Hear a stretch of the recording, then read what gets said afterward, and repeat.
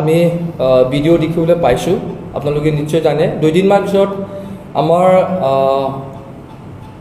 মানে প্ৰাক্তন হাগ্ৰামা মহিলাৰ চালি সন্মানীয় মুনমুন ব্ৰহ্ম ডাঙৰীয়া যি এটা এলিগেশ্যন আনিছে, ইয়াত 2-3টামান তেখেতে পইণ্ট মানে ওলাই পেলাই আমাৰ প্ৰমোদ বড়ো ডাঙৰীয়া চৰকাৰক দুৰ্বল কৰিবৰ কাৰণে তেখেতে কেইটামান তেখেতে মিছা ৰাইজৰ মাজত মানে তেখেতে মাত মাতিছে। তাৰ সম্পৰ্কে মানে মই ক্লিয়াৰিফিকেশ্যন দিবলৈ কাৰণে আপোনালোকক ইয়াত মাতা হৈছে। তেখেতে কৈছে যে যিটো আমাৰ এই 22-23 যিটো এলিগেশ্যন যিটো পইচা, সেই পইচাৰ তেখেতে কৈছে যে মাত্ৰ মানে প্ৰমোদ বড়ো ডাঙৰীয়া 630 কোটি টকাহে আনিব পাৰিছে। কিন্তু মই আপোনালোকক এইটোৱে ক'ব বিচাৰিছোঁ যে আজি আপোনালোকক মই ক'ব পাৰোঁ, ইয়াত আমাৰ প্ৰুফ এটা আছে যে এবাৰৰ যিটো এলিগেশ্যন, যিটো মানে 22-23 যিটো এলিগেশ্যন আছে, তাত আমি 7 কোটি মানে 722 কোটি 84 লাখ অলৰেডি অনা হৈছে। আৰু ইয়াত আপোনালোকে দেখিবলৈ পাব, নিশ্চয় এইটো আপোনালোকে যেতিয়া BTC অফিচত গ'লে আপোনালোকে ইনকাউৰি কৰিলে গম পাই যাব। এই কাগজটো আমি মানে প্ৰিন্সিপাল ছেক্ৰেটাৰীৰ পৰা অলৰেডি লৈ অহা হৈছে। গতিকে তেখেতে মিছা এইবোৰ তেখেতে মিছা গাইড মানে ৰাইজক মানে এটা আমাৰ চৰকাৰত মানে প্ৰমোদ বড়োক মিছলীয়া কৰিবৰ কাৰণে তেখেতে মিছাকৈ তেখেতে ৰাইজৰ মাজত তেখেতে কথা কৈ আছে।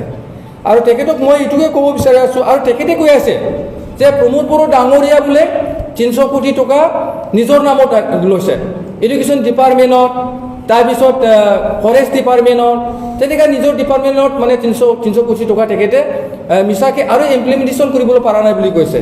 কিন্তু মই এইটোকে ক'ব বিচাৰিছোঁ যে এই 300 কোটি টকাটো ভাল এটা কাম কৰিবৰ কাৰণে আমাৰ প্ৰমোদ বড়ো ডাঙৰীয়া এটা প্লেনিং লোৱা হৈছে।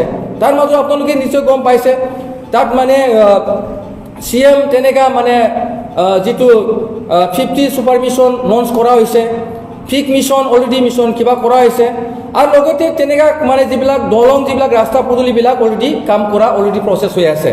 আৰু তেখেতে যদি সেই তথ্যবিলাক যদি বিচাৰে, আমি তেতিয়া তথ্যকাৰী হিচাপে তেখেতক মানে স্পষ্টভাৱে দিব পাৰোঁ। আৰু তেখেতে কৈ আছে যে এই কামৰ নামত যে প্ৰমোদ বড়ো ডাঙৰীয়া 25% লৈ আছে বুলি কৈ আছে। আৰু তেখেতে কৈ আছে যে এই পইচাবিলাক ল'বৰ কাৰণে BTC অফিচত বোলে ছেক্ৰেটাৰী অফিচত তেনেকুৱা মেচিন এটা কাউণ্টিং এটা মেচিন লৈ আহিছে বুলি তেখেতে মানে উত্থাপন কৰিছে। এইবোৰ মিছা, আৰু কোনো পৰ্যায়ে তেখেতে দেখাই দিব নোৱাৰে যে 25% প্ৰমোদ বড়ো ডাঙৰীয়া লৈছে বুলি।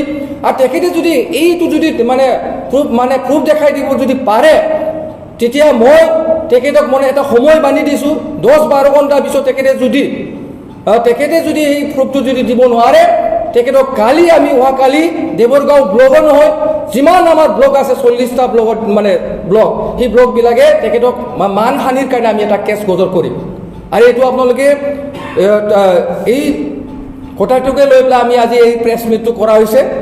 আৰু তেখেতে মানে আমাৰ প্ৰমোদ বড়ো ডাঙৰীয়াক একচুৱেলি তেখেতে হিংসা কৰিছে, কিয়নো তেখেতে দেখিছে যে আজি এই 20টা মাহত যে প্ৰমোদ বড়ো ডাঙৰীয়া যে মানে BTC চৰকাৰটো কিমান ভাল সুন্দৰকৈ চলাই আছে, 40টা ডিপাৰ্টমেণ্ট কিমান সুন্দৰকৈ চলাই আছে, এইটো সকলো মানুহবিলাকে গম পায়।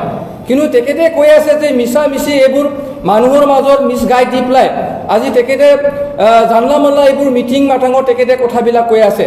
আৰু তেখেতৰ এটা এলিগেশ্যন আছে, তেখেত যদি মিছা এজন MCLA হয়, এইটো আমি চবেই সকলোৱে জানে। যোৱা 2020 চনৰ যেতিয়া MCLA ইলেকশ্যনৰ কাৰণে যেতিয়া নমিনেশ্যন তেখেতে দিছিলে, এই সময়ত তেখেতে কিছুমান পেপাৰ ছাবমিট কৰা হৈছিলে। আৰু এই পেপাৰ ছাবমিট কৰা সময়ত তেখেতে এটা মানে চেলাৰী একাউণ্টটো তেখেতে দিয়া নাছিল। তেখেতে যদি সত্য হয়, তেখেতে সেই চেলাৰী একাউণ্টটো কিয় দিয়া নাই? আৰু তেখেতে যে BTCত মানে এটা যে চাকৰি কৰি খাই আছিলে, চেলাৰী খাই আছিলে, এই চেলাৰীৰ তথ্যটো তেখেতে কিয় নমিনেশ্যন ডেটত কিয় তেখেতে ছাবমিট কৰিব পৰা নাই? তেখেতে এই উত্তৰটো আমাক দি লওক। আৰু তাৰ এগেইনষ্টত আমি তেখেতক মানে আমি কেছ দিবলৈ গৈ